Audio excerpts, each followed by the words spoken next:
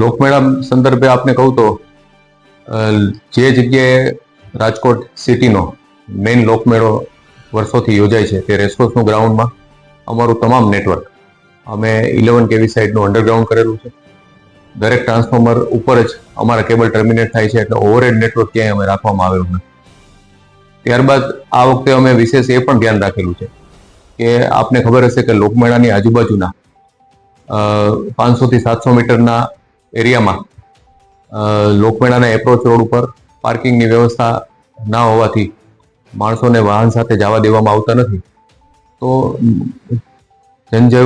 જનતાને આ રોડ ઉપરથી લોકમેળાના એપ્રોચ રોડ ઉપરથી જવા માટે થઈ અને ચાલીને જવું પડતું હોય છે.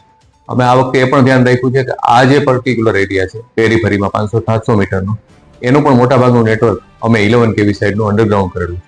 જેથી કરીને આટલી બધી વિશાળ જનમેદની જ્યારે ભેગી થતી હોય ત્યારે કોઈ સેફટી રિલેટેડ ઇસ્યુ ના થાય. એટલે આ વખતે અમે બધા પ્રિકોશન રાખ્યા છે જેથી કરીને આપણે રાજકોટની જનતા લોકમેળાનો ખૂબ આનંદ માણી શકે અને સલામતીપૂર્વક આનંદ માણી શકે.